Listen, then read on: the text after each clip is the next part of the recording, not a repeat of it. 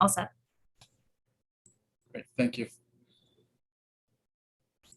Well, good afternoon, everyone. We're here for confirmation hearings. The meeting will come to order and the clerk will call the roll. Councilmember Gruber, Here. Councilmember Harris, Councilmember Lightfoot, Present, ma'am. Councilmember Martin, Present. Councilmember Peel, Here. Councilmember Patterson, Here. Councilmember Smith, Present. Vice President Lupian, Here. President Melendez. Here. Thank you. So we're here today to hold confirmation hearings for 3 members of Mayor Evans' administration as required by the city charter. The Committee of the Whole will consider each resolution submitted by the administration at this month's council meeting, next Tuesday, January 18th. We will begin with introductory number 43, naming Linda Kingsley as the mayor's selection for Corporation Counsel. Mayor Evans, would you like to make an opening statement regarding the appointment of Linda Kingsley? Yes, thank you, council members, for your time. I know today is a long day with committee hearings, so I appreciate you taking time for this confirmation hearing. I'll just be brief because I know we want to get to asking Ms. Kingsley questions and hearing from her. But I would just say that it was my honor to nominate Linda. She's eminently qualified. As many of you know, on council, we've had the opportunity to work with her. I said we, because so many of us worked with her. As you know, when we had the Daniel Prude matter, we brought Linda in to assist council with that, as well as other legal matters that we needed.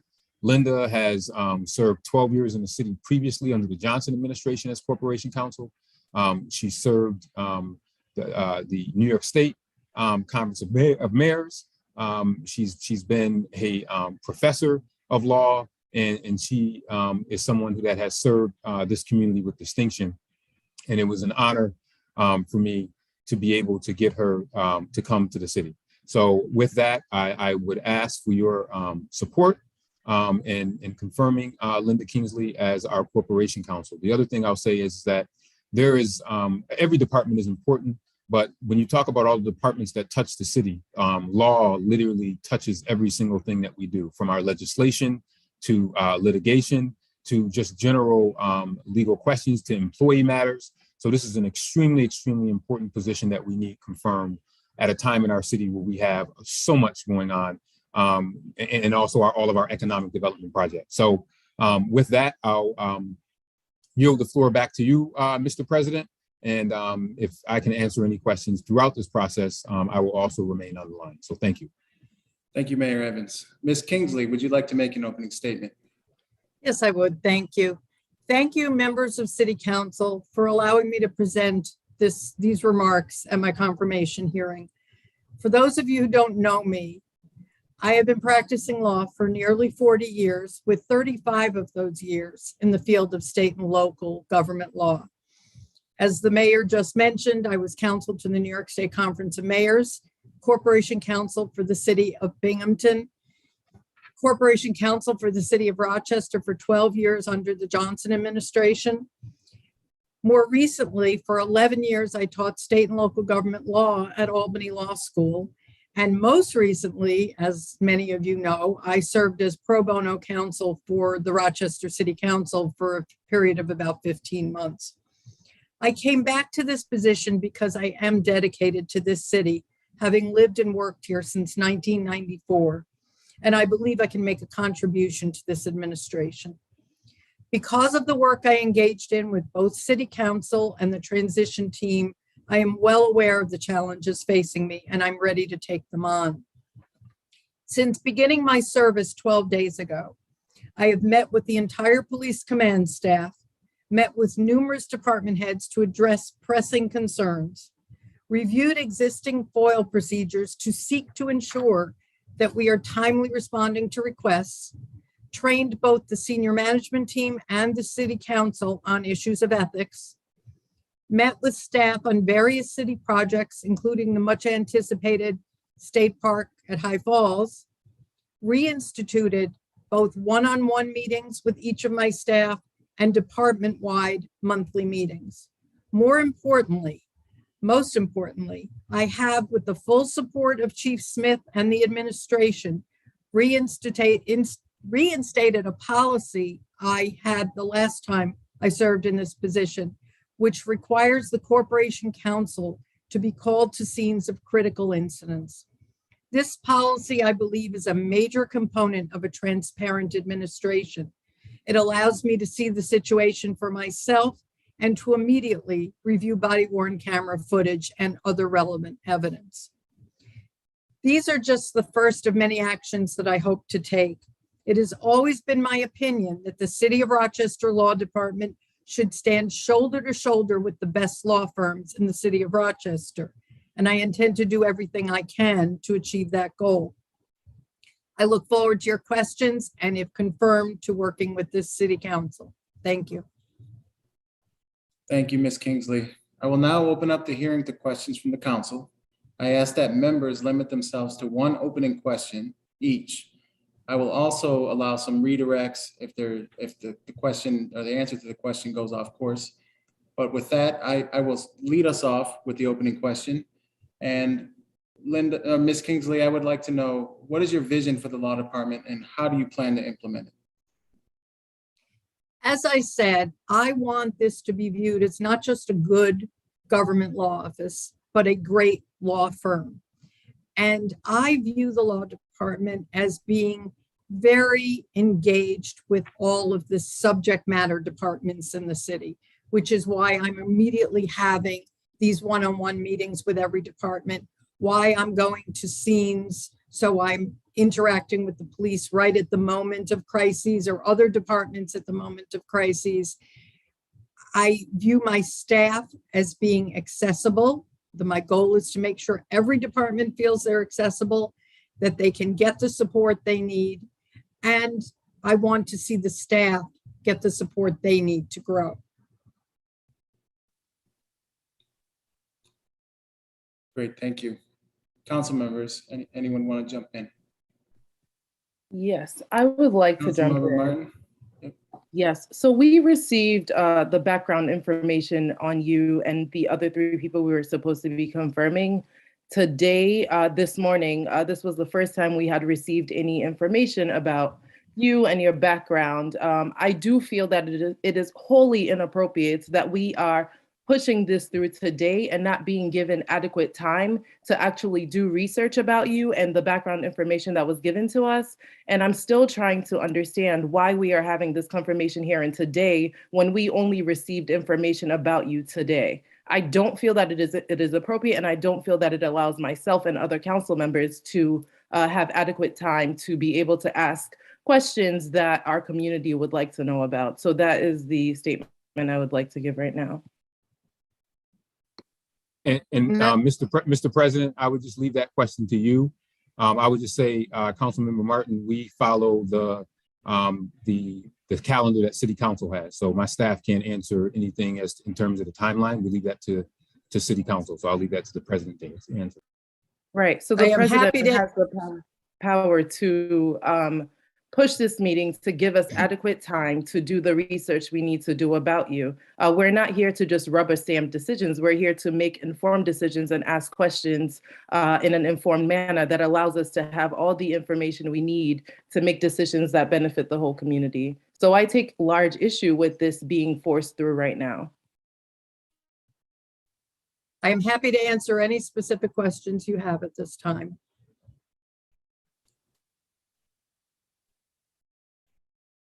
Councilmember President Melendez, I do have a question. Councilmember Gruber? Thanks. Ms. Kingsley, I want to start out by thanking you for your service to our city council over the last 18 months. Certainly understand my colleague, Councilmember Martin, having some questions about timing. That's not a reflection on you, or I think more importantly, Councilmember Martin has not had the opportunity that a lot of other sitting council members have had to get to work with you over the last several months. So totally understand that perspective. But I want to thank you again for your service. And I want to ask a question that I'm sure you've thought about a lot over the last, I can't count months at this point, but 18 to 20 months, which is, our law department, I think very clearly made some significant mistakes under the leadership of the previous corporation counsel. And that was most manifested in what we saw in the Shirley report. And I'd like to know how you would have handled the same situation relating to Daniel Prude and the associated police misconduct. I'd like to know how you would have handled that whole process differently. Obviously, I'm very familiar with the Shirley report, having worked with counsel for 15 months. And the Shirley report, I think, speaks for itself in terms of missteps and in some cases egregious errors that were made. One of the things that I reinstated at 12:01 a.m. on January 1st in terms of requiring notification of me and me going to scenes of critical incidents would have preempted, not unfortunately the death of Daniel Prude, but would have preempted any lack of disclosure of the death of Daniel Prude. Unfortunately, I had the occurrence in that tragic car accident that happened this week to go to a scene my very first week. And I was able, before I even went home and to take a shower and come to work in the morning, to brief the mayor on what I saw on body-worn camera footage, what I saw at the scene myself. So I think by changing that policy alone, it addresses the administration knowing right away and the mayor knowing right away and the mayor being able to act right away on something that has occurred. I was public in my comments as a private citizen that I was deeply concerned with the way that incident was handled. And under my leadership of the law department, there would never be a situation where people wouldn't know 2, 3, 4 months after an incident that something horrific had happened. I would know as soon as the chief is notified, and I would be at the scene as soon as the chief was at the scene. Thank you. Ms. Kingsley, I have a question. Before I do, though, I'd like to just concur with what Councilmember Martin stated.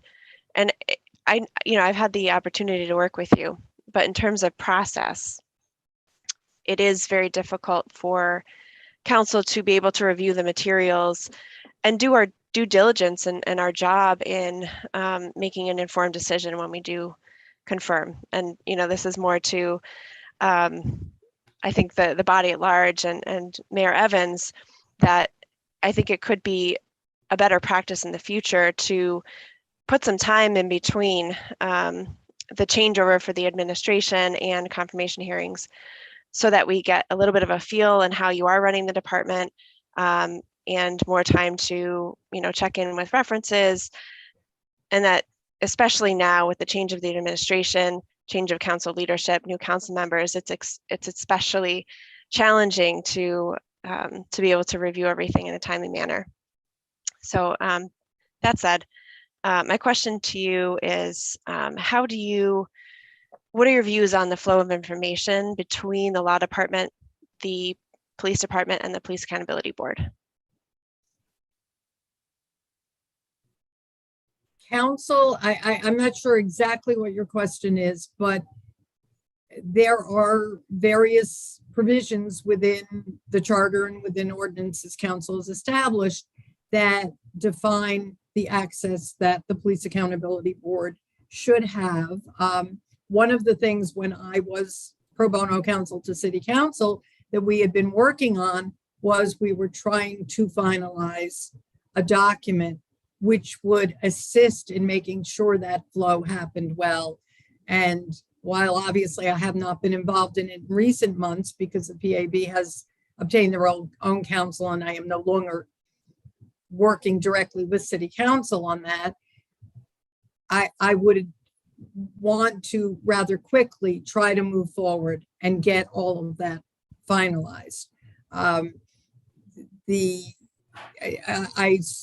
reached out to the PAB executive director and the PAB board chair shortly after I was named, and I committed to meeting with them early on, and I hope to do that this month to make sure that things are flowing as easily as possible. One thing I've seen in my 12, now 13 days here is a lot of the problems with flow of information, be it FOIL, be it something else, are so easily corrected once there's some communication back and forth. If something, there may be a reason something's taking longer with FOIL, and that needs to be communicated, and then it would be understood. Or there may be, as I'm dealing with FOIL, I'm learning that thank goodness we're going to have this new system soon, because this current system, we have occasionally found files that were in the wrong place, and we've had to address that. But when people have reached out and said, this is a problem, we have often been able to resolve that problem in 24 hours. And I would hope that we could serve well in working with both PAB and the police department in resolving any concerns they have between them of how PAB has the access that they're entitled to. Yeah, thank you for the answer. I guess my understanding is that the charter gives them pretty wide range in the documents that they can request. And given the scenario that the police accountability board requests information that the police department denies, how would you handle that situation? I would have to look at the facts of the particular situation, determine, have the police explain to me the reason for the denial. And if there was some lawful reason that they had to deny it, I would try to work with the PAB to explain that to them and try to see how we could get them as much as possible to respond to their concerns. But I will tell you, in the 12 days of all the things I've done, I have not yet had the opportunity to sit down with the PAB, find out what at this moment is outstanding from the police department. And I think there just needs to be some communication. And I'm happy to sit down in a room with the police and the PAB and myself and try to resolve any concerns. Obviously the police have public safety concerns and with records, but they also have an obligation to turn certain things over to the PAB, and those two need to be made compatible. Thank you. If I may jump in just for a moment and make a statement. This obviously is a public hearing for 3 individuals that are looking to be confirmed into the administration. But I want to make clear that we are not voting on anything today, and that there's ample time to continue the dialogue after the hearing. So with that, I'll turn it over to Katie if there's anything to add just from the council office side, and then we can move on to additional questions. Yeah, I just want to clarify. Ask a question real quick. So if there is ample time, will there be more time to have an additional hearing with attorney Linda Kingsley? If there's ample time to have more conversations, because I still don't feel that as the head of our whole legal team, a 30-minute hearing is adequate. Thinking about even Connor with the PAB, his hearing was for an hour. So what does ample time mean what does ample time to continue the conversation mean materially? Yes, Councilmember Martin, I think we can have a conversation with the administration about any other opportunity to engage on the subject. Certainly, I want to give our chief of staff some space to kind of chime in on process, and then we'll hopefully be able to dive into additional questions. So, Katie. So Josanne and I scheduled these confirmation hearings in the beginning of the month, and they were sent out with the name of the appointees who would be sitting for each confirmation hearing, and that was sent out via media release and via an Outlook invite. And then Josanne provided the resumes within the first week of the administration. And Beth and I worked over the weekend and into this week on the staff report that you all received. Unfortunately, there was a glitch using SharePoint in which you guys were supposed to get this report yesterday. And I got a confirmation email that it went to the city council group and it didn't clearly go to you last night.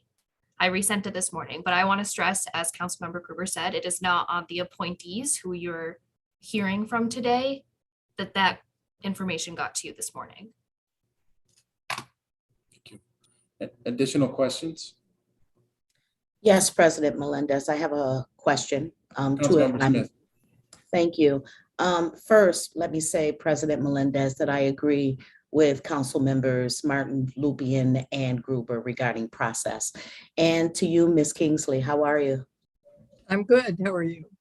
I am well. So my question is, many with legal expertise can interpret laws in numerous ways that work to their advantage. What are some of your guiding principles to keep you grounded and rooted in what's best for the residents of this city? I would simply say, I do, yes, it is correct that you have two lawyers, you could have two different opinions. I will not deny that fact. It's, law is an advocacy profession, but I would not have come back into this position but for my desire to do what's best for the community. I was all set to have a nice, peaceful retirement and had done, you know, my work, I thought, for my career.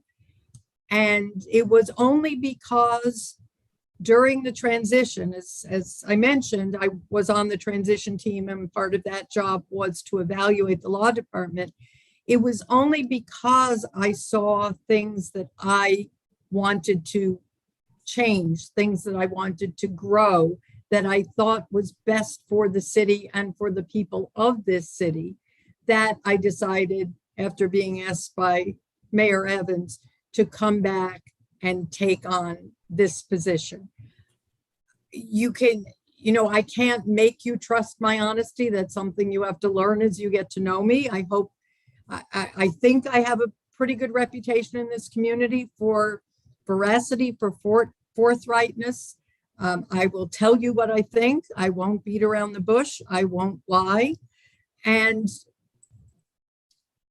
with all the years I have in this field, I think I know the issues pretty well and will do the best I can to advocate. As I said, part of what I wanted to do was get this law department out from behind a desk and seeing what was happening in the community.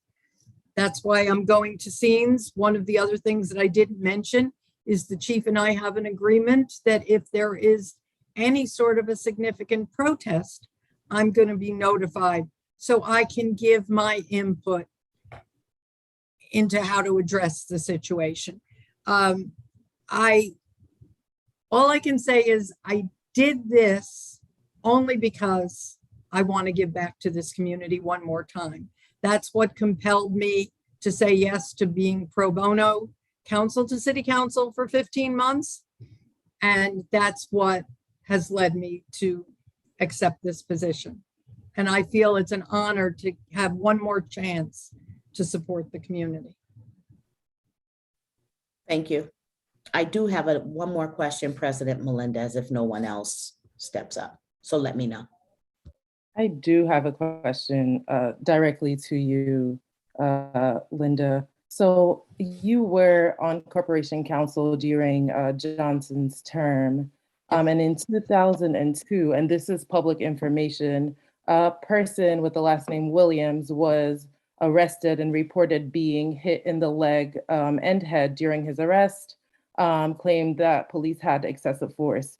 You gave a statement saying that the police didn't hurt him, he hurt himself, although there was evidence that the police hurt him.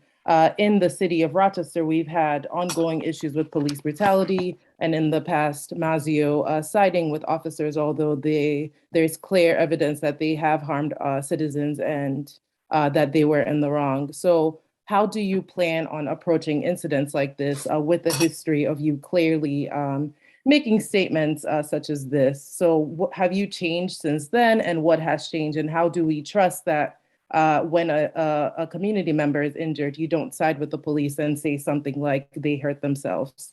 Okay. I have to say that unfortunately, I don't remember that specific case from 20 years ago. I'm happy to look into it and have a conversation with you about what I do know of the facts of that case. I will tell you that I view my job as to go in and be the eyes of the independent eyes of the administration when there is a police critical incident. And that may be me coming back and saying to the mayor, what they did was justified, was legal, and was appropriate. It may be me coming back to the mayor and saying that was legally justified, but they could have used better judgment and we need to look at changing some things. Or that could be me coming back to the mayor and saying, unacceptable, we need to address this problem now. We need to look at discipline. We need to look at dealing with any potential litigation in terms of recompense for someone who was injured. I have, in my 12 years here, there have been occurrences where I have settled lawsuits 24, 48 hours after the incident happened because something happened that I felt was egregious, and I did not feel it was in anyone's benefit to play around with litigation for 2 years to prove some sort of point. I came to the mayor then and said, we are wrong, we need to address this, and we addressed it. So I think I have, and as I said, as a private citizen, you can Google my comments about the Prude case. As a private citizen, I was very clear about what I thought of the force used in that case. And the department knows that, and they accept the fact that I'm going to be honest about what I believe. And that's what this administration and this council will get from me too. Councilmember Patterson, you want to jump in? Thank you. So let me start by saying, welcome, Linda. Thank you. It was a pleasure to work with you last year. We certainly had some trying and challenging circumstances with the previous corporation council. Your guidance and opinions were quite valuable. So I put that there. But at the same time, if you could speak for a minute about what your fiduciary responsibility is to not just the mayor, but also currently to the council. Basically, and when I say fiduciary, it's not so much the issue of money, but it's the issue of faith. So can you talk a little bit about what your relationship is to both of these entities, what your relationship is to both of these entities currently, and where the conflicts are so that council members will be aware of? Absolutely. I do not view myself as the corporation. My title is Corporation Counsel of the City of Rochester. It is not Corporation Counsel of Mayor Malik Evans or Corporation Counsel of the City Council. My job is to represent the city, and that includes both the mayor, the city council, and all the departments and agencies within it. If there is ever a conflict where the position of the administration and the position of council is different, I would advise city council, as has happened several times under the prior administration, that it was appropriate for them to have outside counsel. And that would be achieved, and there would be a separate legal voice solely dedicated to the interests of city council. It is rare for that to be necessary. It's something that city council chose to do when they retained Andy Celli to handle some matters. But it is something that it is my obligation as a lawyer, if there is a conflict among my clients, to articulate that conflict and to arrange for there to be separate legal counsel.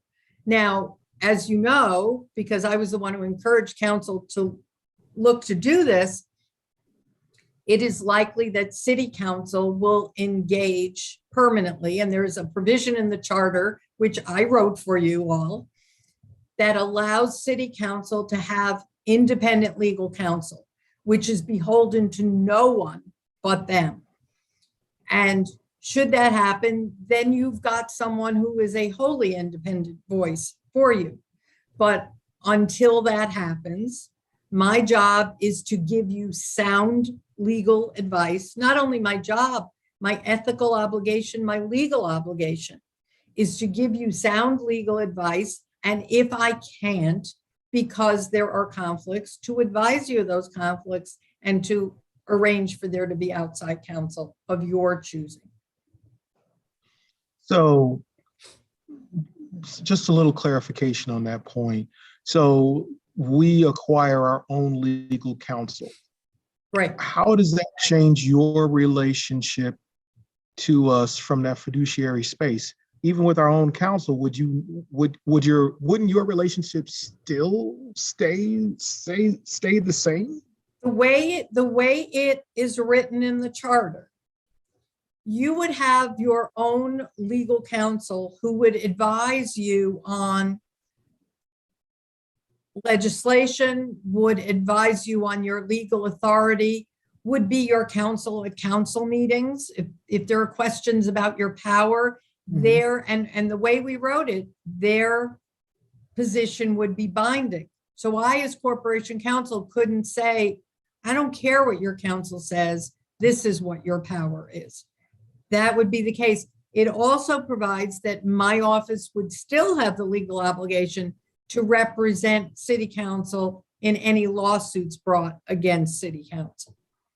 So we would still represent you in any litigation brought against you, but you would have the right. Now, you could decide not to hire independent counsel, but you would have the right to retain independent counsel that would have a binding legal impact. And I will tell you, there are not many cities, once you get beyond really large cities like New York, where the city council has that.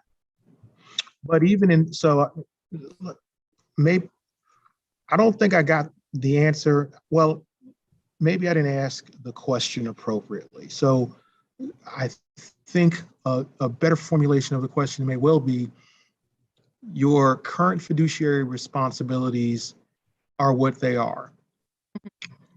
When and if we hire legal counsel, does your fiduciary responsibility to counsel change? It doesn't change in the sense that I have an obligation to still be truthful and direct and honest with counsel. It doesn't change. The only thing that changes is you would be the direct client of Attorney X. If you called me in to give you an update in executive session on litigation, my obligation is still to be truthful, forthright, to give you all that information.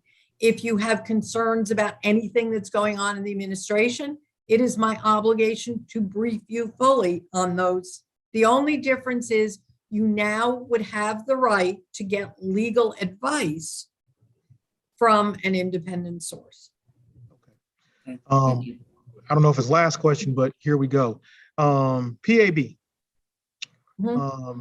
PAB is a creature of counsel, whether they like it or not. They have a challenging relationship. They had a challenging and contentious relationship with the past corporation counsel. Some would characterize that relationship was a function of how the past corporation counsel chose to interact with the PAB. Mhm. What do you see your role as in working to come to a better relationship with PAB? Well, as I said, one of the first people I reached out to after the announcement was both Connor and Shawnee Wilson to let them know that I look forward to working with them. They are another arm of the city, and it's my job to be non-adversarial with every arm of the city. And my job to make sure every arm of the city is within the legal confines, getting what they need to operate. I have always thought the PAB was a good idea. I worked with them in my role as city council. There were times when, city council had some adversarial issues with the PAB and often gave me the role of conveying those concerns, and particularly the president of city council would often direct me to address certain things with the PAB. But my role now is, as corporation counsel, I've got to work with every arm of the city and work with them fairly and openly, and that would include the PAB.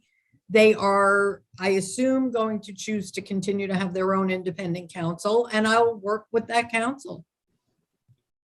Thank you. All right, Councilmember Pio or Councilmember Lightfoot, any additional questions on your end?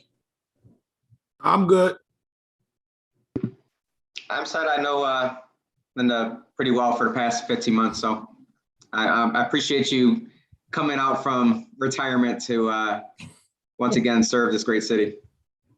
President Hey, Melendez, Councilmember- I reserved only asking one question at the beginning, but can I ask one more quickly?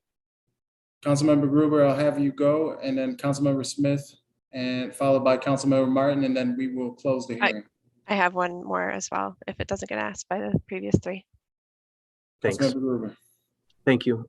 Linda, I want to just ask you to describe your vision for how the city is going to tighten up our proceedings related to ethics. I think that the last couple of years, in my 4 years on council, I've seen I have actually just heard that the ethics board themselves have identified a need to see some tightening of the belt around how we look at ethics. And I want to touch something in your vision around that. Well, my understanding, I have not yet met with the ethics board, but it's my understanding that they want to look at proposing some modifications in the code, ethics code. And my office, I serve as counsel to the ethics board, so I'll be working with them on that. One of the first things we did with the senior management team, even before January 1st, we had a meeting in late December, and then Mayor-elect Evans had me do a wholesale training on ethics with all of the administration members. And after that, a number of them contacted me with specific concerns, questions they had, and I intend to, as I work with each department head, look at those issues.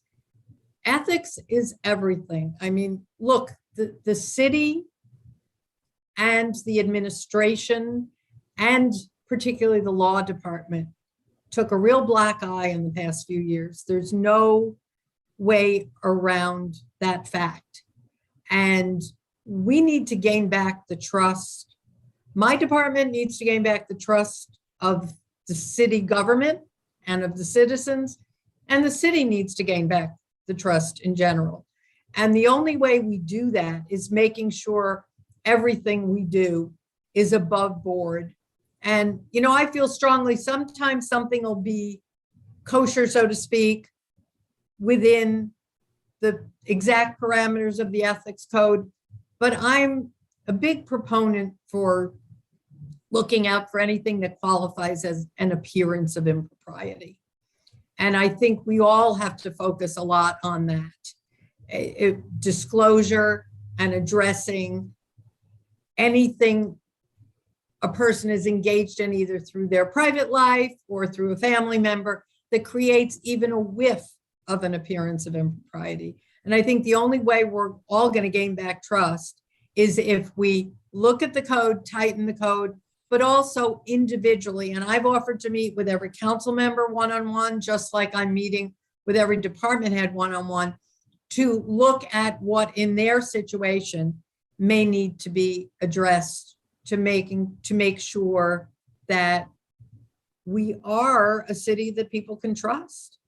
I appreciate that. I won't ask another question. I'll just close my thoughts by saying this. I think, you not only did you train SMT as you told us, but you also had a brief training with counsel about ethics. Clearly, ethics are something that are important to you. I would just suggest that the trainings are great, but we need there to be a body, and I think in this case it is the ethics board right now, that is going to do more to hold people accountable to what they were trained in. And I have not seen that in the 4 years that I've been on council, and I certainly hope that changes with you as corporation counsel. The mayor and I have already had discussions about it, and I think it's something we're certainly going to be looking at addressing. It has to have teeth.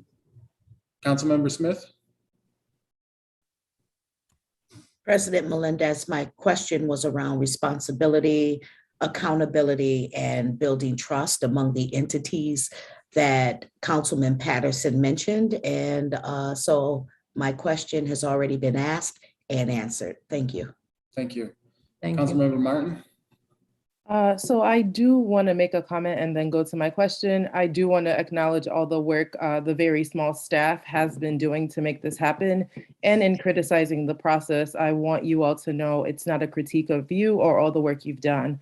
This is something that doesn't rest on the shoulders of the very small staff we have that works very hard to make things happen. My question for Linda goes back to something Councilmember Patterson said. About the PAB being a part of council, or a creature of council to be more accurate. So I believe your legal opinion on that contested subject is going to influence how you engage with the PAB and how you build a relationship with them. So in your opinion, do you see the PAB as an autonomous branch of government, or do you see them as a part of city council? There are some, it's a complicated question, and I'm not saying that to defer answering it, but there are certain areas of the administration in terms of budget, that sort of thing, where everybody falls either under city council or the administration. We did, however, and my deputy Patrick Beath, who is on this meeting as well, wrote an excellent opinion. I'm trying to remember what month it was. I know it was still warm. We were standing outside. It was probably in the early fall, outlining the independence, because there was a question of the hiring and firing authority of the executive director, and outlining the total independence of the executive director in hiring and firing and all personnel decisions. And I stand by that opinion, and I'll enforce that opinion. There was an opinion written to City Council, which addresses the powers of the PAB that they have now and the powers of the PAB they will have, depending on how the court case goes in that's now in the Court of Appeals, and that I also stand by. So they are independent in what I feel are all the required operational responsibilities. There are some logistics of the administration that we'd have to sit down and talk about in terms of who does their budget get turned into, that sort of thing, that we'll have to look at. But no branch of city government is total, no department of city government, no matter how independent they are in some means, is totally independent of either the administration or council. That's just the functions of how the city operates. Thank you. So final question, Vice President Lupien. Yes. What gaps do you see in the current law department services, and which ones do you hope to address? Well, I think a lot of the gaps are in direct services to departments. As I said, and I do not blame the staff for this in any way, shape, or form. There was a certain theme in the administration of the department that had the lawyers being lawyers behind their desk and the lawyers saying no whenever there was a remote question. I have already told the staff that I want them interacting with the departments. I want them getting out. Once it is safe again, everybody who litigates for this department, and I haven't had a chance to tell them yet, so they'll be hearing it here, is going to start going on ride-alongs with various departments so they understand the work of the departments they represent. I think that's the only way they can do those jobs.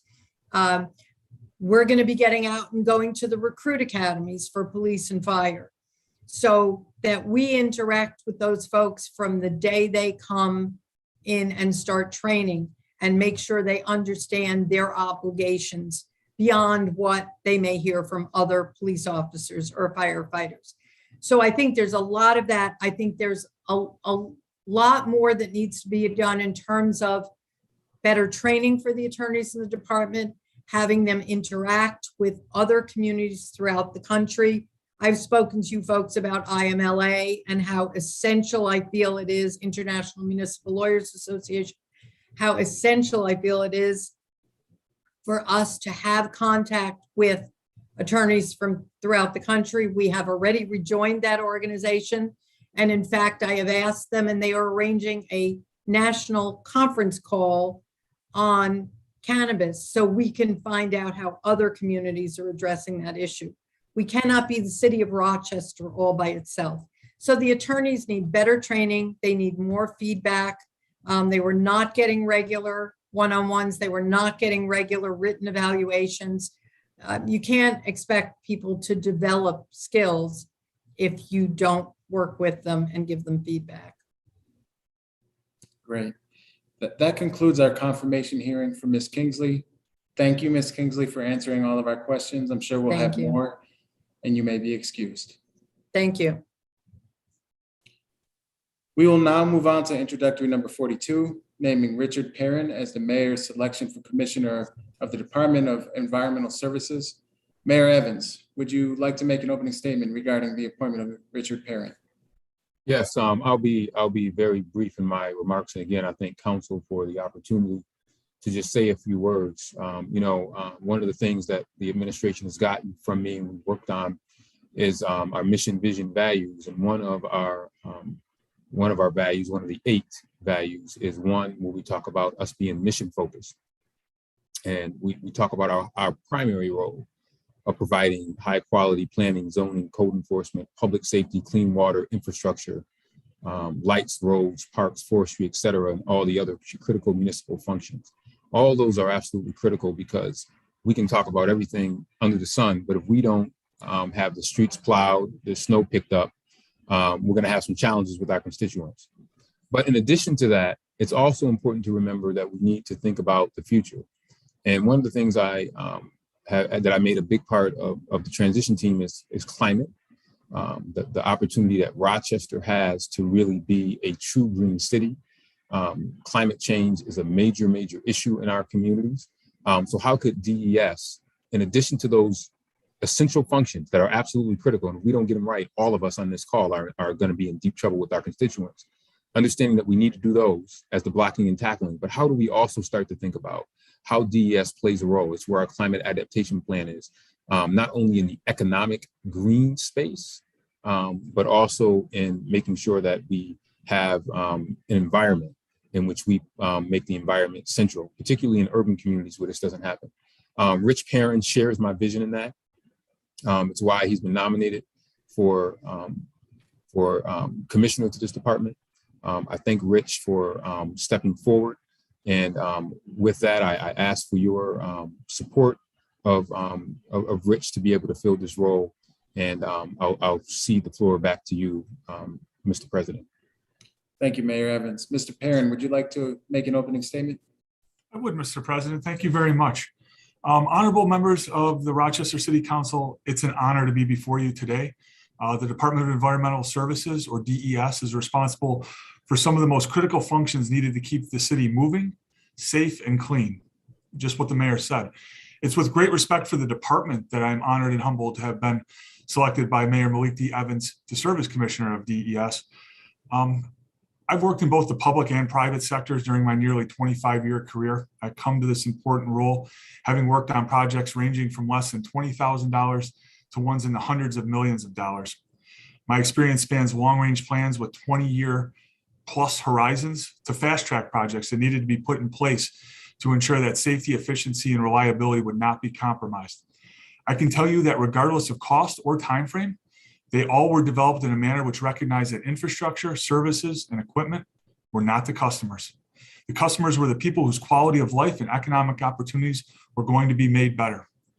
The over 700 team members of DES are organized into 5 bureaus that oversee the design, construction, maintenance, and operation of nearly 200 buildings, over 1,000 lane miles of roadways, 40 bridges, a water system, approximately 900 acres of parkland and associated facilities, 14 art centers, a convention center, an arena, 2 cemeteries, an indoor and outdoor ice skating rink, and much more.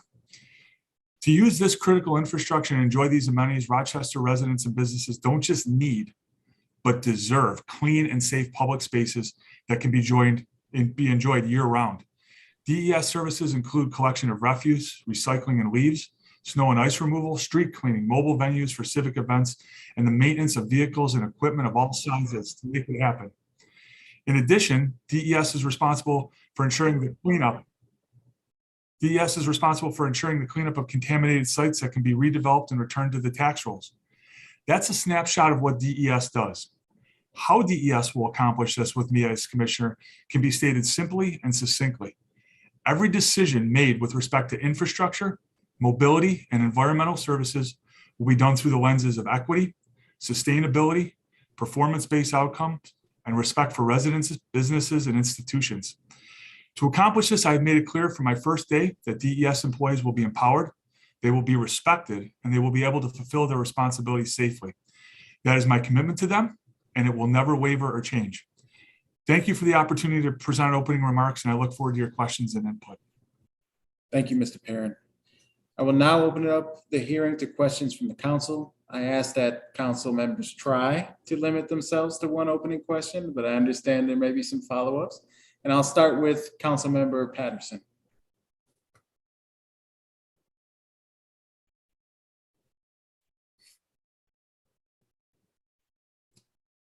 Councilmember Patterson.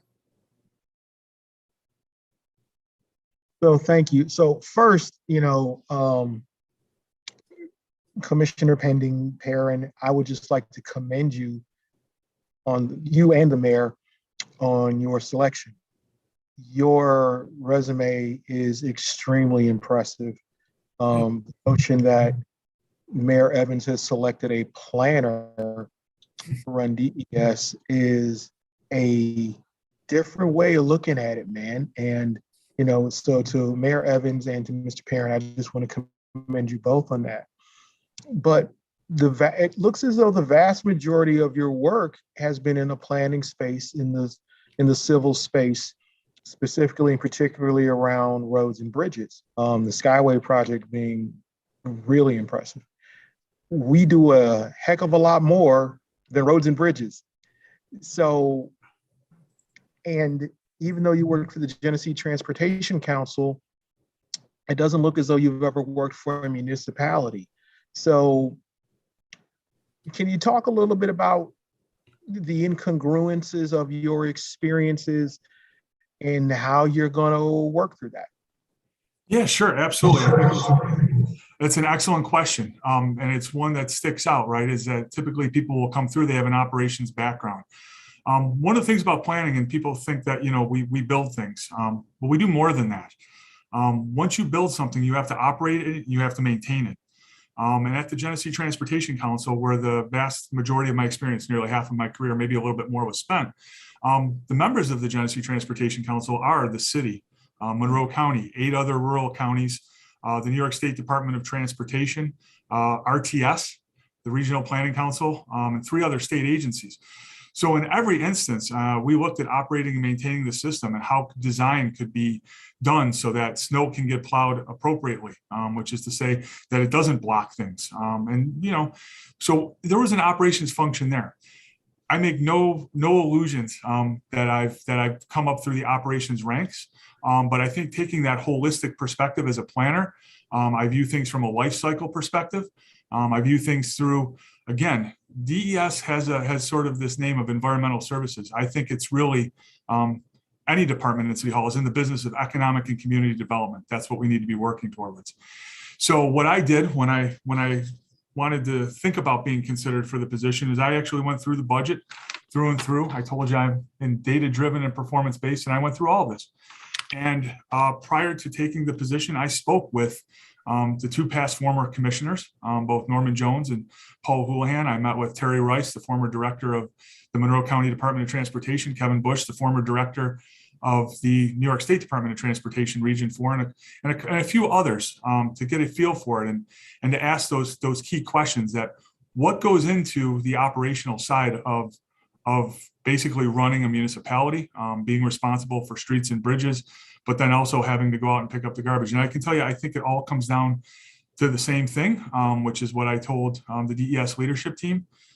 Day one, it's a fresh start. And start is going to be strategic, tactical, accountable, responsive, and transparent. That's START, S-T-A-R-T. So I'm up for the job. I know what my limitations are. And I think it's important to know what you don't know. But I have not been just involved in these things tangentially. They've all been part of the background and the information that's gathered when you're planning and designing a project. Okay, well, so let's kind of dig into something else that I didn't see in your resume, but I'm certainly interested in hearing your commentary on. And that is the hiring of city residents and the engagement of, for lack of a better way of putting it, the minority community and these employment options. I bring this up because Commissioner Jones in particular spent a great deal of time reaching out to Black and Brown communities, seeing to it that Black and Brown folks were hired in a range of positions and that they had the opportunity to advance, not only Black and Brown, but also low-income folks. I had an opportunity to work with him over the last 20 years in doing that prior to even coming on council. What is your commitment to developing an expertise in that field and to advancing the continued hiring and employment of city residents in DES? It is a full and total commitment. It is a full and total commitment. There is the ReJobs program that's run through our Department of Environmental Quality, or Office of, I think it's the Department of Environmental Quality, excuse me. I know there's the 5 bureaus. No, I'm absolutely committed to that. I'm coming in and looking at this and saying we have to provide opportunities for city residents first and foremost. But that also entails being able to set up training programs and being able to understand how we can use the Department of Environmental Services, which is very broad in what it does, to create apprenticeships. My master's thesis, it's kind of ironic. I got a master's degree writing a thesis called School to Work Programs as an Economic Development Tool, basically saying you don't need a college degree to get a good job and be productive and fulfill what you want socially and economically. So no, I plan on keeping all of those programs going. I've met with all of the bureau heads, managers, directors, and one of the things I took particular interest in was the ReJob program. Had a chance to talk with Paul McFadden about that while I was out at the Water Bureau last Friday. I think we have to expand that because one of the things I will be very clear about is if you look at DES from simply a number of employees standpoint, 720, I believe it is at this point in time, and there'll be some seasonal changes there. That would make DES somewhere between the 6th and 8th largest private company in the Rochester region. Not in Rochester, not in Monroe County, but the greater Rochester region. That presents, I'm not going to say challenges, but a lot of great opportunities for us to be able to develop people professionally. And I absolutely believe in being able to move people up through the ranks within DES. Let's encourage and promote our own, because that's how you create a culture. And then you bring people in and they start to work that way as well. Well, in that case, what I would like to encourage you to do is to get together with Mayor Evans and have a conversation with Jacob Scott over at Edison Tech to talk about their construction programs and help those young folks to make the transition. You actually have a fair number of folks who have gone through that program, through the construction programs at Edison, who are now working for the city of Rochester. Some of them are actually in management in DES. So what I would encourage you to work on establishing a permanent, regular, structured relationship to employ these young people. There are opportunities for employment working collaboratively with the school district, whereas young folks can get out and do work, substantial real work prior to their age of 18, which is usually the prohibition for doing work in construction. You can work collaboratively with the school district to set up those relationships, and I'm sure that they'll be happy to do that. And I can't speak for Jacob Scott, but I'd be surprised if he wasn't waiting for you call. Councilmember Smith. Thank you. So, Mr. Perrin, you mentioned that you look at things from an equity lens. So what does equity mean to you? And how will you include climate and environmental justice activists and community members in your planning process? Yeah, so equity to me means equal outcomes. We want everybody to be on par. We want to have things done well for everyone across the board. I want to make sure that we are raising people up. I think the Justice 40 initiative that President Biden signed on January 27th, which is Executive Order 14008, is tracking tackling the climate crisis at home and abroad, offers a lot of opportunities for doing that. It comes with power of community. It comes with expanding access. It comes with wealth creation, and it comes with interventions. I'm sorry, I'm seeing a message from Councilmember Patterson. I'll finish and then let me clarify for certain here. But no, I think that there's going to be a number of opportunities to do that. I think environmental justice always got kind of caught up in that it was simply about the environment, but it wasn't. It's about those who have been traditionally underrepresented and discriminated against, and bringing them into that process. I said I like data, but let me be very clear. Brene Brown, who does some great research across multiple fields, said, sometimes stories are just data with a soul. And I believe that. I believe that the best way to find out what people need is to ask them, to not assume, to not try and read too much into the numbers. It's very much a balance. So to me, I'm looking at this as these are some great opportunities for us to be able to do some very important things for people that have been marginalized and who have been on the edges and have not been able to fully participate economically, socially, or for that matter, across the spectrum of needs in a community. Yes, how will you do that was the second part of that question. How Sure. will you bring in environmental justice activists and community members? Direct outreach, early and often. One of the things that I think has always been an issue, particularly on the capital project side, is that a lot of communities go out when they have a plan. It's like, hey, it's 70% done. So we just walk out and we say, here, what do you think of it? And I think that that's how we have been unable to bring in those views. So I think we have to set up a public involvement, and I'm going to go so far as to call it more than that, a public engagement, where those members, in working with council, finding out who you want to discuss, and make sure that we're coming in there and saying, who do you want to have engaged in this? You're elected. You know who these folks are. We've got to make sure that we're making a very strong and substantial commitment to ensuring that all voices are heard, and that those are not a matter of them coming to us, but us going to them.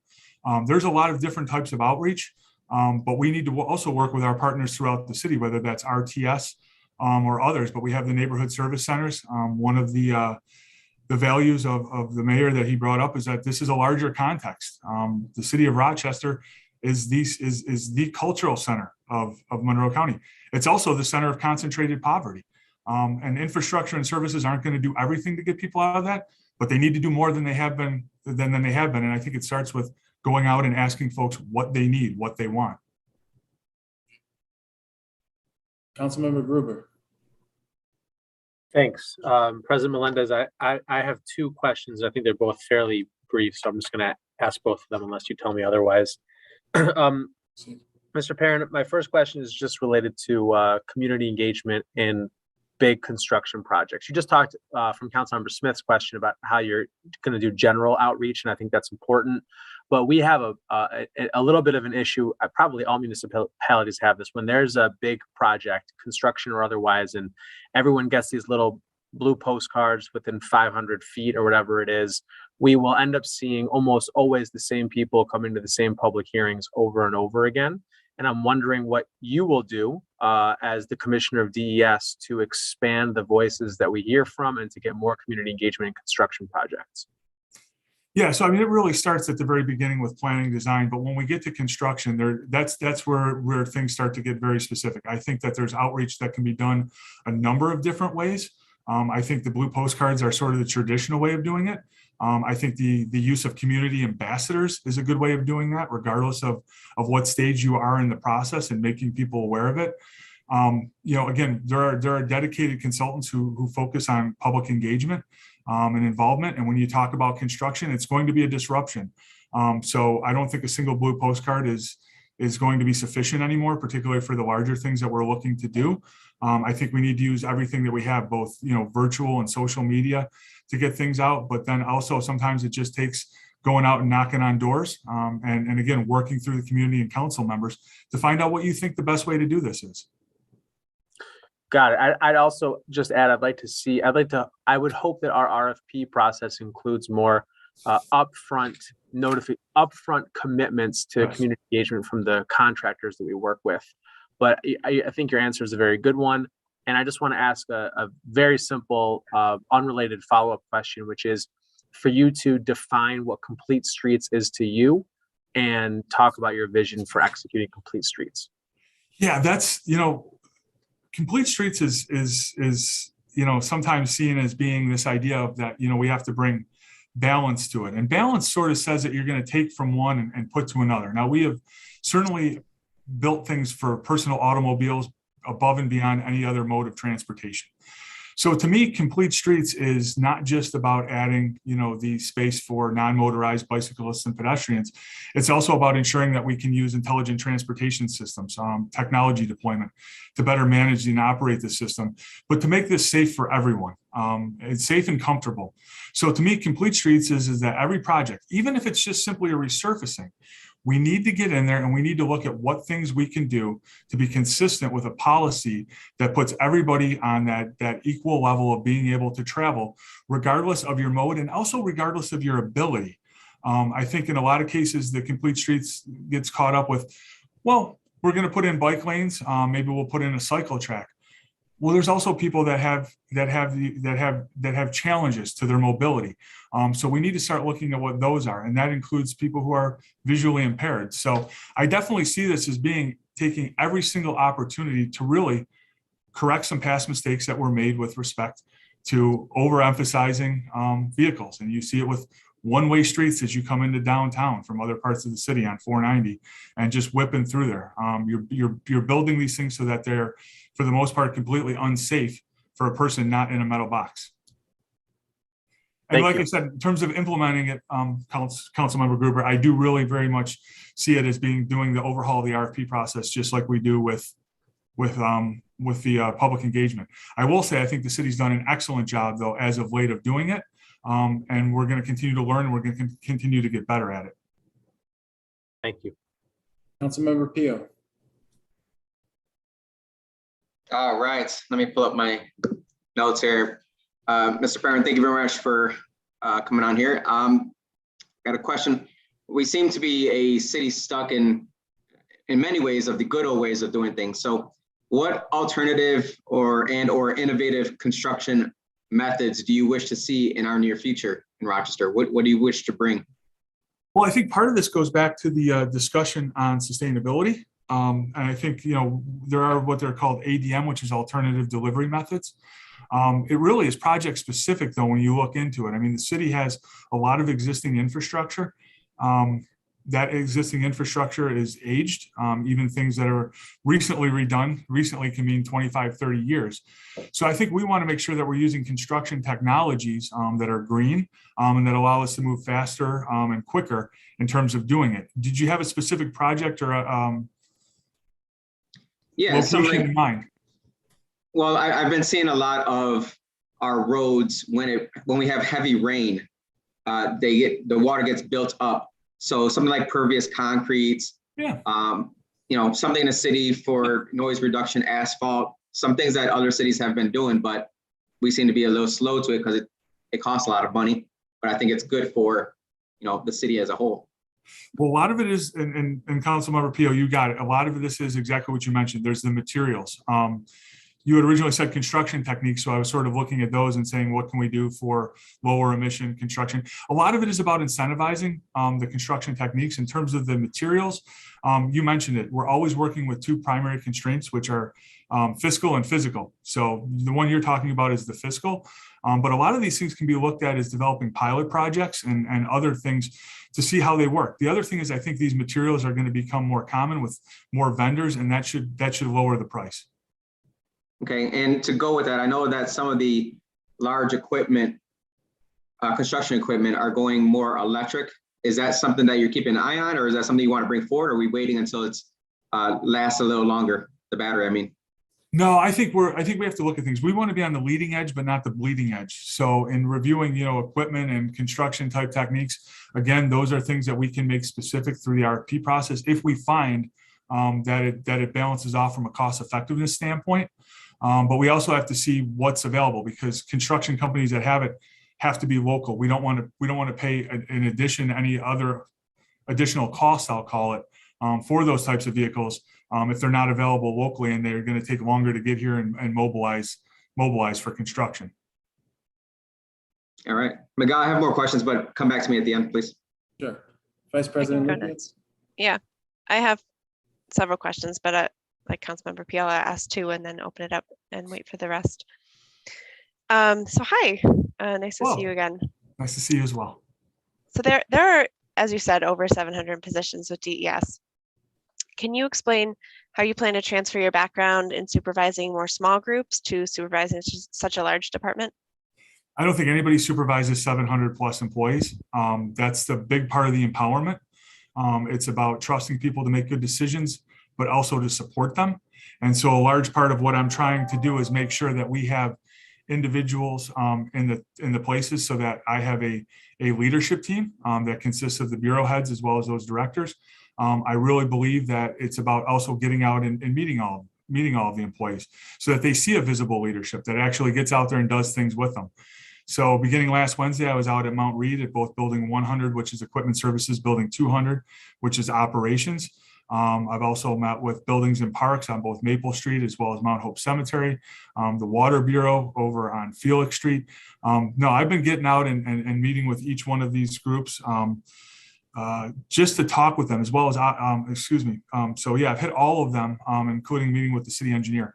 And what I've been doing is actually going out and spending probably more time walking around and meeting the employees, so that they see somebody visible and talking to them about that empowerment, respect, and safety. But you can't have 700 people reporting to you. I don't think you can have, more than probably a dozen without really sacrificing your ability to support them. I will say that I have a strong belief that if somebody is below you on the org chart, you are there for them more than they're there for you. We need to get them to be able to do their jobs, to be able to work. And we want to make sure that, again, they're doing it first and foremost safely. So I do plan on putting an emphasis on safety. And I think it translates by, going out and doing a snowplow run, going out and picking up refuse. When I was over at Buildings and Parks, the forestry folks were there, and our director, Brian, I said, I'd love to get out there with them. He said, well, we've got plenty of extra chainsaws and rakes. And I said, we should probably stick with the rakes. I'm probably not the guy to be with the chainsaw on this stuff, but no. And again, that comes back to the safety. No, that's how I see you really do that, is you create that culture and it's visible. Thanks for that answer. If you make it to the water, Hemlock Lake, make sure you get out on the pontoon boat. I will do. I think I'm probably going to wait for the weather to change a little bit, but no, that's something that's already been discussed with Jeff. I think Councilman Lupien may be setting you up. You might get stuck on that boat. A few of us got stuck on the boat when we went count someone out. All right. Bit of an inside joke. All right. But it is beautiful. Yeah, it's a major resource for the city, not just for the drinking water, but the ability to protect that land. When you see the type of I'll call it, unsustainable growth that has gone on around a lot of the other Finger Lakes. Absolutely. It's something that, as a city, I think we all have a lot of pride around. Next question, you mentioned climate change and involving the community, but as it's, such a large concern both for our city and the world, beyond what's just required, how do you see Rochester moving forward to continue to be an innovative leader in this area? Well, I think first and foremost, the thing that we're finding now is it's not so much we know what the bad things are, and we know how we can work to reduce those things. A lot of those are enabled through technology, whether we're talking about adaptation or mitigation. So a lot of what I see, going on is that as we look at that climate action plan and we look to update it, we need, again, to be leading edge without being bleeding edge. So it is going to come in all forms of what we do, whether it's our vehicles that we use. And these are heavy vehicles. I mean, I was astounded at the size and the complexity of just the vehicles that are out there for operations and running each one of these bureaus in DES. But we have to look at the vehicles. It gets back to Councilmember Gruber's comment about how can we get people to shift modes to a more climate-friendly manner that also improves their health. Typically in transportation, safety has always been the that's been the public health aspect. I've always said, if that's your baseline, is that somebody can get from where they're going to or where they are to where they're going to without undue risk to life and limb, that's a pretty low standard. Public health is about cleaning the air and getting people out and allowing them to exercise. We have a pandemic in terms of obesity. We have the first generation of humans who now have a life expectancy less than their parents. There is an awful lot that we need to do across the board. So while I talk about us, using technology, that's sort of one of the 4 E's, right? That's the engineering element. We also have education, encouragement, and enforcement in our toolbox. And we need to apply all of those across the DES functions, whether they be transportation or otherwise. So I definitely see, though, that the city kind of to very much the council member Pio's comment of, how do we take the lead on these things? Where do we look to other cities? I think that immediately our climate lends us to looking at places like Madison, Wisconsin, Minneapolis, Minnesota. People are figuring out ways to have year-round bikeable and walkable communities. Will it be easy? Absolutely not. But going out and looking at equipment services, they showed me some of their sidewalk clearance now that they've actually fabricated rubber blades on the bottom of, so that we can do a better job of moving these things around. Thank you. Councilmember Lightfoot or Councilmember Martin, just want to see if you have any questions. No, I'm good. Yeah, I'm good also. Thank you. All right, thank you. So I'll circle back to Councilmember Pio, followed by Vice President Lupien. All right. What are your plans for proactively dealing with known brownfields and getting them back to being basically tax income producing for the city? Yeah, that was one of the things that I mentioned specifically. And I think we need to look at taking full advantage of things that are at the federal and state levels. For once, I think in a long time, we actually have some alignment in terms of being able to get more funding. I can tell you that our Division of Environmental Quality is a very small group. And when you look at the number of projects they have going right now, it is extensive. And it is in all sort of phases of this reclamation of that land. I would like to expand that. I think that that's absolutely critical. It's also where we break down the silos between DES and NBD, because when this stuff gets put back onto the tax rolls, that's a fiscal benefit to the city. So the plan is to evaluate what we're doing right now, determine how much more we can do, and then look at what we need to actually do for what we want to do.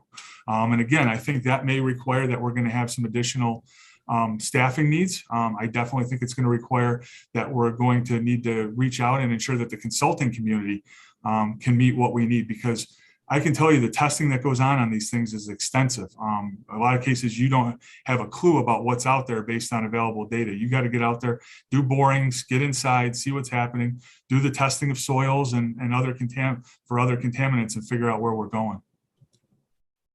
All right. Can I ask my other questions too, or wait? Councilmember Pio, if we can do one more question, and then we will ask. Mine's really a statement, really. My anticipation for working with PPW is that any new roads with any new road construction with bike lanes, I would like to see physically separated bike lanes in our city, especially on main roads. We really need to take care of our bike lanes and our people who ride bikes, because Lake Ave is like crazy town for drivers. Thank you. Vice President Lupien? Yes.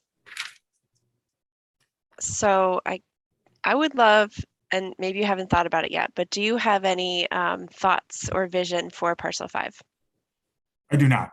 I do not. I know it. I've seen it. I've been down there plenty of times, but I really think that DES will be part of a discussion, and that will be driven by the administration. I think neighborhood and business development needs to look at what's going on there, because it really is a issue that's going to be driven largely by the market, what can be supported, and what the community says they need. And that is a planning function, and not to push that off onto Commissioner Miller by any means. We'll be a full partner in it, but it's going to be a little bit more than that, a little bit more than DES making the call on that. Of course. Final question. The previous commissioner had extensive knowledge in the area, and just wondering if you have a relationship with the previous commissioner and how comfortable you feel reaching out if you have some questions. Commissioner Jones, like I said, I had lunch or breakfast with him to kind of pick his brain. No, I mean, that was, somebody who came up through the ranks of the department, a 40-year career. I mean, I think that's an invaluable resource. He was the first person to call me after the announcement and congratulate me on the job. I've always enjoyed a very good relationship with him. As he acknowledged, and I would acknowledge, we have different management styles, but we very much want the same things for the city. And a lot of the things that Councilman Patterson had mentioned are things that I'm going to have to talk with, and I'm still gonna call him Mr. Jones, and I won't make him call me Commissioner, but I'm gonna get together with him and pick his brain as needed. Thank you. The final question, Councilmember Martin. Yes, so the job requires you to be a city resident. So are you a city resident? And if not, what's the timeline for you for moving into the city? I am not currently. The timeline is March 9th. I put down my initial payment December 30th before even starting. So nope, I'll be immediately down here, and I'm planning on being able to walk and bike to work as much as possible during the good months. Amazing. Thank you. Yeah. That concludes our confirmation hearing for Mr. Perrin. Thank you, Mr. Perrin, for all of your answers. You may be excused. Thank you, President Melendez. We will finish our hearings with introductory number 41, naming Dr. Shirley Green as the mayor's selection for Commissioner of the Department of Recreation and Human Services. Mayor Evans, would you like to make an opening statement regarding the appointment of Dr. Shirley Green? I would, and I would like to introduce to some and present to others Dr. Shirley Green, who has had a distinguished career in our community. She is a daughter of Rochester. She worked and played at a rec center that was just in her neighborhood. She knows our city. She can hit the ground running. And I would ask for your support in appointing Dr. Green as our commissioner. The Recreation and Human Services Department is important for our young people, but also for our seniors and all other city residents. My mind is a little off right now because, I'm reminded every day about how important it is that we get in front of our community with meaningful activities and services so they don't make wrong choices. I just got word just a second ago that a 3-year-old was hit by gunfire and is in surgery right now at the hospital because of a domestic incident. So a lot of what we do, these hearings and other things, they're important, they're part of government, but I'm reminded, and Shirley's role in particular is one where I think that we have to look at, because it always reminds us as to why we do what we do. And I think that Dr. Green gets that because she saw what happens to our community when they hit the school system. One of my goals is to strengthen the role between our centers and the DRHS department in our schools. That is so critical. Students spend 133 hours roughly outside of school. What can that look like and how can we support that? Vice versa, I think Dr. Green understands that. And the last thing I'll say is we had last week a youth forum where we let young people ask us old folks questions. And they were just so impressive. And Dr. Green, if you have not watched that, I think that will underscore for you why I'm making this appointment. If you watch that youth forum that we had with our young people, you will understand that. She understands our community through and through. And then lastly, I'll say she's a collaborator. We can't do anything in our community, guys, if we don't have people who are willing to reach across and work with other levels of government and throughout the organization. And she understands that so well. And that is so very important for this department, because so much of what happens is not controlled by the city or DRHS. So we have to work with so many different levels inside and outside of government in order to make that happen. So I wholeheartedly put forth Dr. Green for this appointment, and I hope that she will earn your support with a vote of confidence. Thank you so much, Mr. President. Thank you, Mayor Evans. Dr. Green, would you like to provide an opening statement? Good afternoon, ladies and gentlemen of the council. I'm honored to be here with you today. I want to thank Mayor Evans for the opportunity to nominate me to serve the citizens of Rochester as the Commissioner of the Department of Recreation and Human Services. I'm led by faith and family. It drives me each and every day. I've been married for nearly 34 years. I have a daughter who resides in Brisbane, Australia, and a son and daughter-in-law who reside here in Rochester. I was born and raised in the city of Rochester, graduating from the Rochester City School District, and want to shout out to Edison Tech, where my beginnings started. Whoop, whoop. I spent my career as an educator in the Rochester City School District for nearly 30 years, serving, not just working, but serving students, parents, staff, and the community. During these 30 years, I was a classroom teacher. I was the principal of 3 various schools, school number 30, located on Otis Street, school number 45, which is located on Clifford Avenue, and the Montessori Academy, which is located on Sile Street. I've worked in central office as an executive director of special education, and most recently as the school chief for the Rochester City School District, where I served nearly 20 schools and programs for the last 3.5 years. Within these various roles in the district, I worked with budgeting, contracts, labor relations. I worked closely with school board members, and my responsibilities included coaching and facilitating school leadership. But at the core of everything that was done were the young people. My work was to ensure that meeting the needs of young people, I included parents, staff, and more importantly, the community. The past 9 days, I've spent listening and learning about the Department of Recreation and Human Services. As you know, over the last 4 years, there has been a number of changes and additions to the department. I have had the chance to meet with the department leaders to gain an overview of each of the bureaus and how they connect to one another and their unique needs. I've been able to reach out to other departments, as well as meeting with commander of the RPD to talk about some of the programs within our bureau. I've had a chance to participate in a team forum, as the mayor mentioned last week, because what's important is to listen to our young people.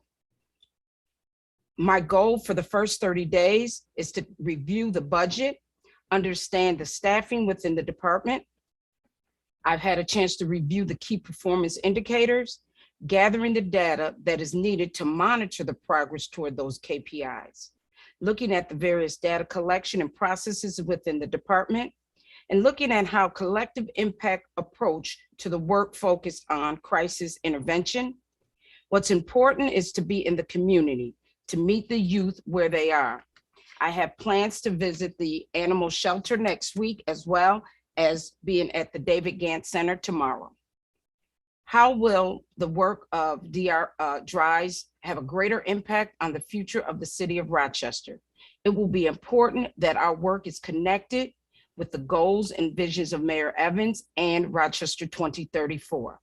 It's going to be important to build bridges within the community, listening to the voices of the youth, the citizens of Rochester, and making sure that we identify the needs and the wants of our young people as it relates to recreation and job development.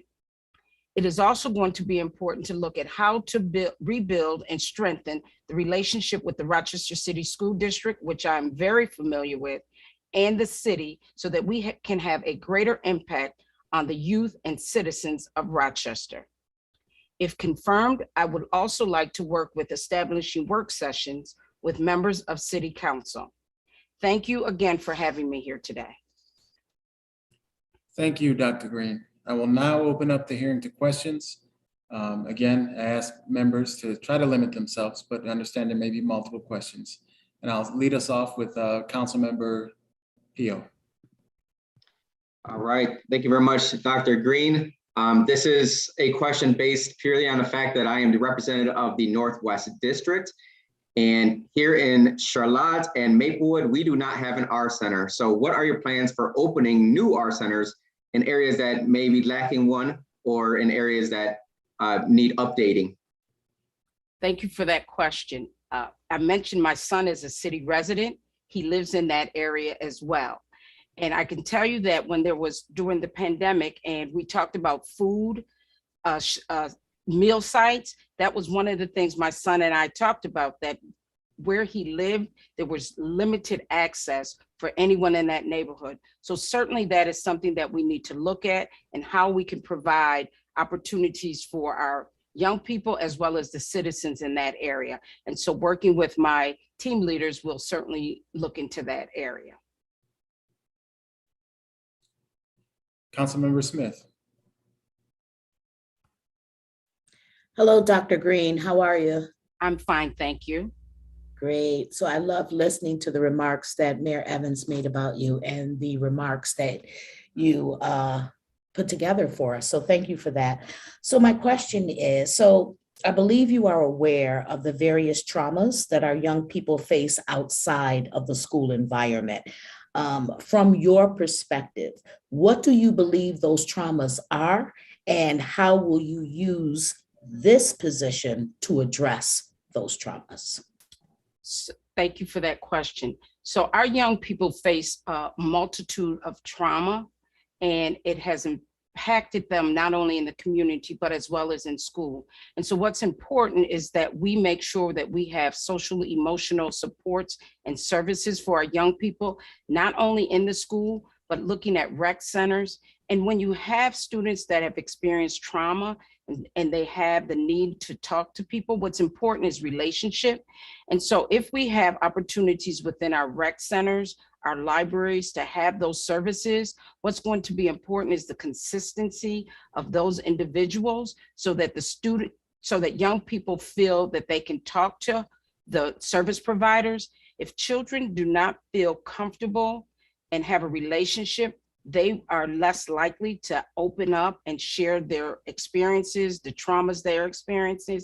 And so it's going to be important that we have those services, not only in the schools, but in our community, that young people know that they're there and how to access them. We also want to make sure that when we're dealing with young people and their traumas, that we have to remember that we may have to look deeper into that and look at how we can support the family as well. We can pour into the children, but if we don't make sure we're helping those situations when they leave and go into the homes, that we're not going to have the greater impact around helping our young people. Thank you. I appreciate that you mentioned utilizing the R centers as resources, but I also want you to name some of the specific traumas that you believe they are dealing with, so we can have an idea of what resources you want to bring. So I can speak about some of those traumas. I know our students have, young people have difficulties. This is going to go on for like 9 years, so I'm taking it with me going home. So young people experience the need for food. And so making sure that we address food insecurities in our community. Our young people have challenges with peer interactions, conflicts with each other. And so we have to make sure that the services can address those various needs of our young people.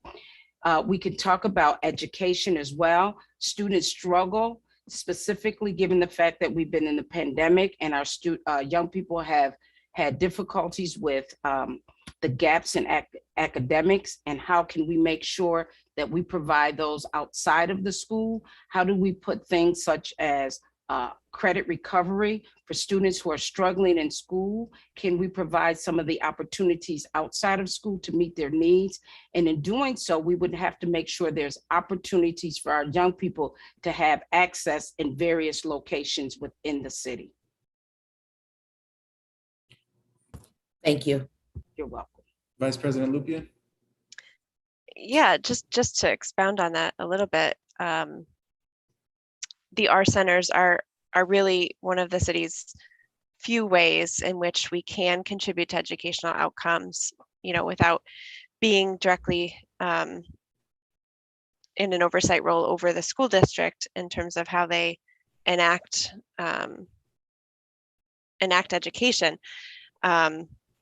You know, as you know, because you had the opportunity to actually be my boss when I was working for the school district, that I was a tier 3 reading interventionist, and our centers had a program doing tier 3 intervention, and you know, it was thought that a very low number of kids would need that intervention, but it turns out all of them needed that intervention. And for those of you who may not know, tier 3 is a significantly below grade level in terms of reading, and the educational outcomes for kids who are not at grade level by 3rd grade, all of the outcomes, all of the indicators for, you know, drug use and justice involvement really do stem from one marker. So it's significant. And so do you plan to be able to provide some of those services in the R centers, expand on what we do have currently? Thank you for that question as well. So what I gathered in my short time with talking to my directors around rec centers is that we have to structure it in such a way that we provide the academic supports for students, but we also have to give children an opportunity to play and engage in what a recreation center was designed for. And so once we build up our young people and give them that extra outlet for extracurricular activities, then we can gear them toward the academics. What happens sometimes is that we focus so heavily on those tier 3 interventions that you're talking about, Madam Vice President, that we forget to allow our children to be children, and giving them that opportunity for free play, to participate in sports and activities. As Mayor Evans mentioned, I grew up in a rec center, and we had various sports teams, we had games and creative ways, and we have to allow that for our young people so that we give them that outlet, and then we can continue to build their academic stamina. I would agree with that. And also, you know, with the social emotional needs, you really can't learn if you've got a lot of trauma going on. So I agree with that. And I'll just slip in another question here. I've been very involved in the person in crisis team, and it's very, very important to me that we continue the progress that we've been making. And so my question to you is, you know, what is your vision for the person in crisis team? Do you plan on making significant changes? Do you have an idea of kind of the direction that team was headed in terms of expanding call types and continuing to work on their ability to respond to calls without the police? So I've had a chance to meet with the manager of that department twice already, as well as meeting with Commander LaFave to talk about the challenges that they are facing, the needs that they have, recognizing that it is an important component of our department, and making sure that we have the staff within that department to lift that work. And so as you know, it's a very new component in our department. And so the first year, Some of the things have been the barriers to move it forward. And so in talking to the manager of that department, we've talked about, now we're in year 2. What are some of the things that were learned from last year, and how do we capitalize on that, turn the challenges that they faced last year into opportunities? And what's important is that there has to be collaboration among many groups for the success of PIC. Thank you. I appreciate that response, but just the piece around, I think it's maybe an ideological question I'm asking you. Do you agree with the mission of the PIC team to minimize interaction with the community around mental health instances when possible from the police department? So I think it's very important that those with the expertise around mental health and domestic violence and what have you, that PIC is currently serving, that they are able to help mitigate some of the needs of the community members that are experiencing those traumas. And so there has to be that collaboration with our PD to know when it is time for PIC to step in and what PIC's role is to ensure that our citizens walk away with the services and supports that they need to be successful. Thank you. Councilmember Lightfoot. All right, thank you. Good afternoon, everyone. To the president, to the vice president, and to Mayor Evans, and to you, Mrs. Green. I want to start my questioning by saying, first of all, congratulating you for this opportunity. It's my first time really getting a chance to meet you. I appreciate your resume and all the work that you've done and the service you've done for our community.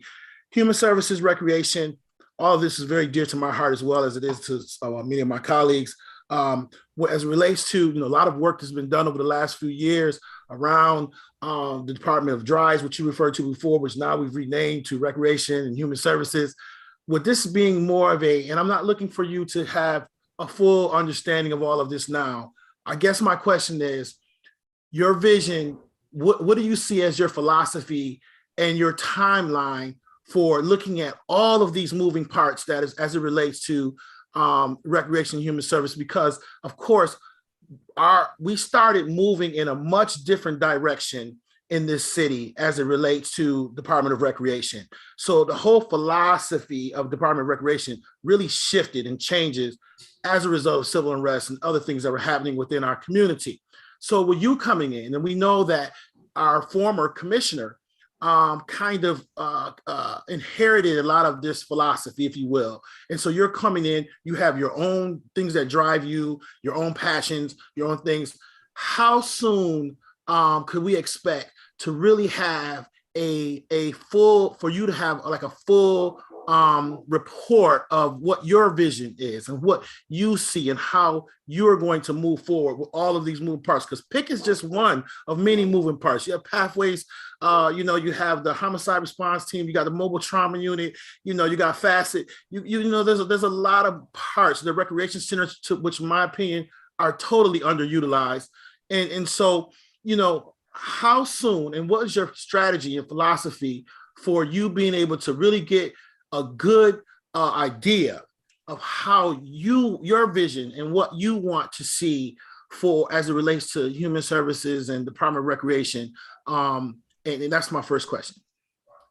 So what I think is important is that we start with, you mentioned recreation. We have to make sure that our young people are busy in very meaningful ways. And recreation is one of the ways to do that we have to make sure that the recreation centers have multiple opportunities to engage the youth in the community.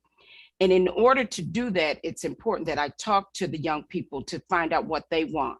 What happened at a recreation center when I was a child is very different with what our youth want and need today.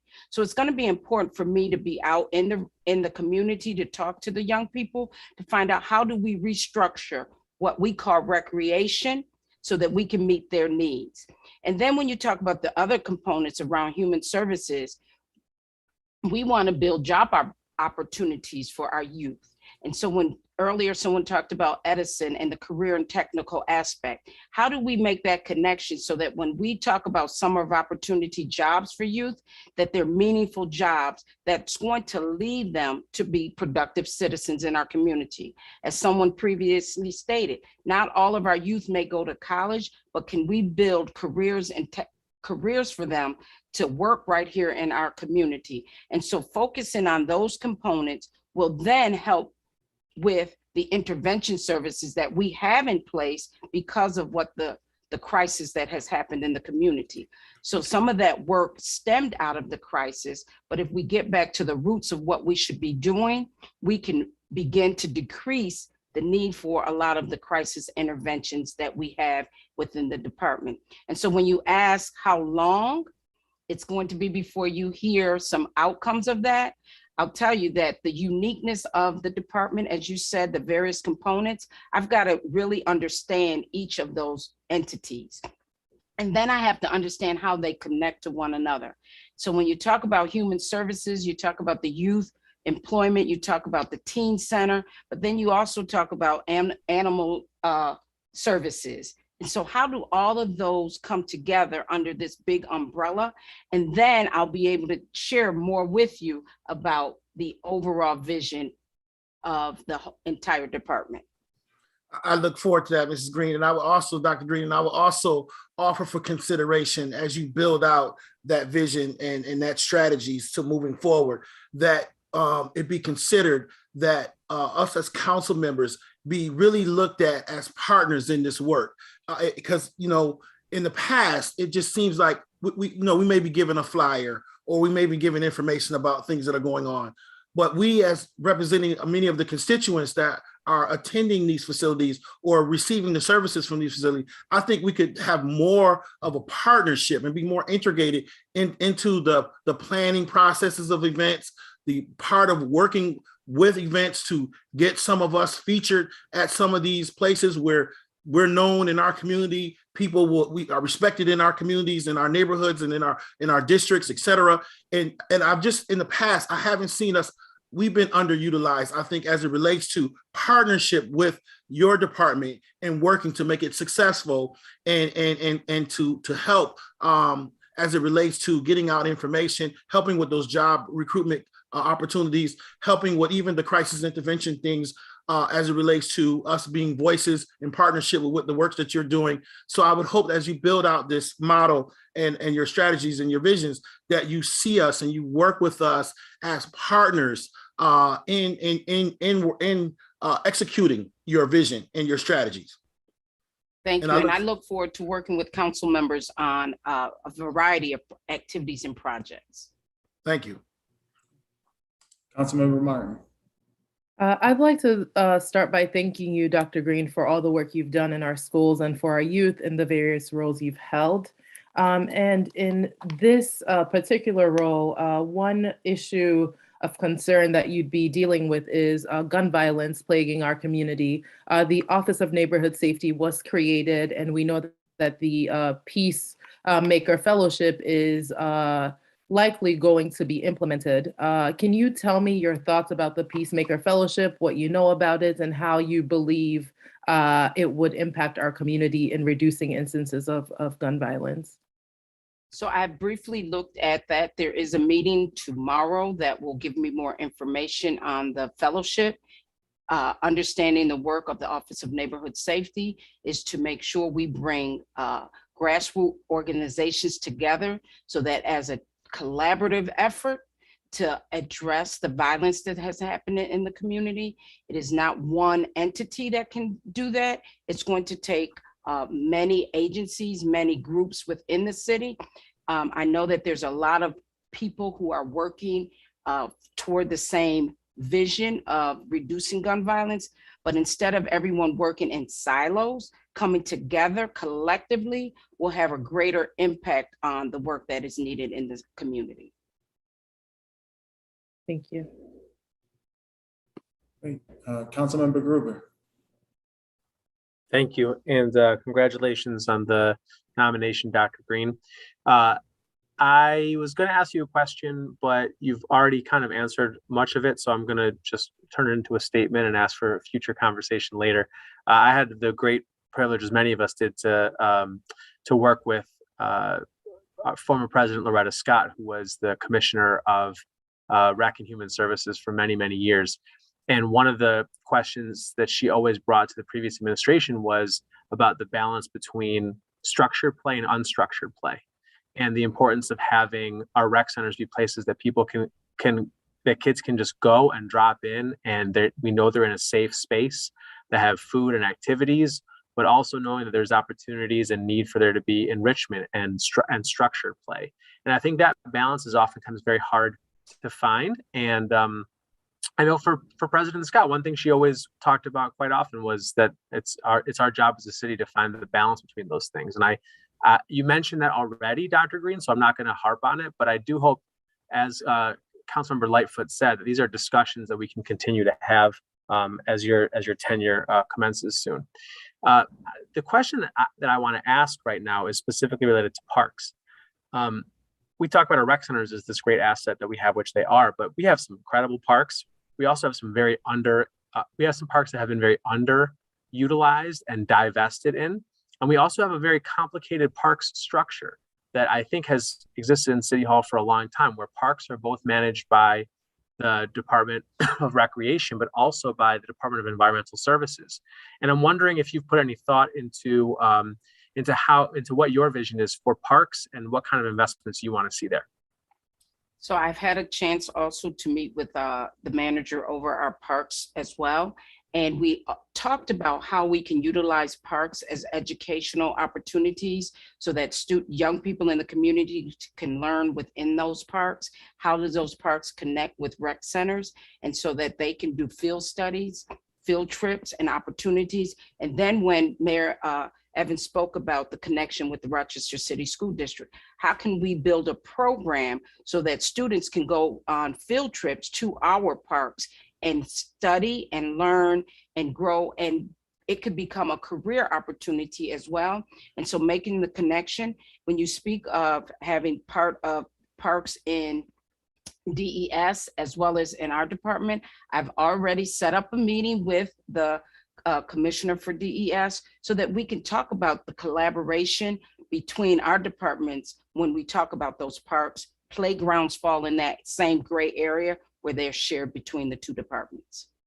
Wonderful. And I would just say, I appreciate the answer.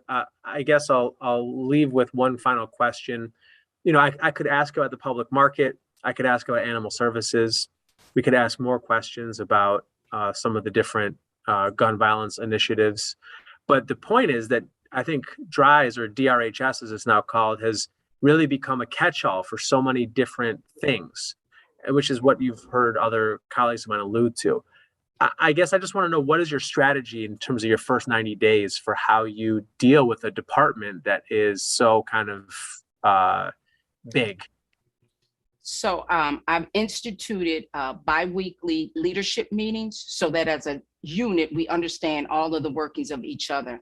But I also have started bi-weekly one-on-one meetings so that I can gain an understanding of that. And within those bi-weekly meetings, it's not about sitting at the table talking, it's about going out into the community. And so with the director of Recs, going to the recreation centers, seeing what's happening in the recreation centers, with the manager of parks, actually going out to the parks. And so in order to really understand what's out there, I have to be out there. And so what I've said to my team is, I want to be visible. As Mayor Evans mentioned, I grew up in Rochester. I live in Rochester, but there's various areas of the city. When you talk about parks, I looked at a document the other day and it lists 72 parks and playgrounds. And I said to myself, I've missed 50 of them probably. And so knowing that they're out there, I've got to get out there to be able to understand how we can utilize those spaces for the greater good of the citizens of Rochester. Thank you. Great. I will give the final question to VP Lupien, and then we will close the hearing. So VP Lupien. I actually have two questions, but I'll ask them quickly. The department's budget has grown by almost $10 million in the last 4 years. Can you describe your accomplishments with identifying and writing large grants? So when I was the executive director of special education for the district, I was in charge of the IDEA grant, which is a very large grant that comes from the government. And so it was important to really look at a line by line item budgeting to make sure that what was in that budget made sense for the organization. So when you talk about the department's budget has grown, and I've looked at that trend, a lot of it has come because of all of the additions that have come to the department. It's not that the department was in a space that just kept growing and growing. As many people have said, more things were added to the department, which is why the budget has substantially grown. So it's going to be important to look at all of those components that's within the department, make sure they're the right fit, and then looking at the budget line by line around that. Thank you. That leads to my next question. How do you view your role as a new commissioner coming into a new administration? Is it understanding the landscape and kind of shepherding along projects that were already in the process, or is it to kind of shake things up and institute new things? So I think it's important that there's a combination of both. You want to look at what's out there, what's projects that are going forward, but then you also want to be strategic about what needs to come in the future. And so as we talk about building bridges for Greater Rochester, you've got to look at those projects to see, are they building those bridges, or are they just being done for the sake of saying we did a project? So it'll be a combination of looking where we are, what's in the plan, and then connecting to Rochester 2034. What should we be doing by 2034? And are we in a trajectory to meet those targets? Thank Great. you. Thank you. So that concludes our confirmation hearing for Dr. Green. Thank you, Dr. Green, for all of your answers and your time. You may be excused. Thank you. All three introductories will be addressed in the committee of the whole for further action. We are adjourned. City council meeting committees will be, we're switching Zooms here. So we'll be live right at 4:30 on a separate Zoom link and live stream.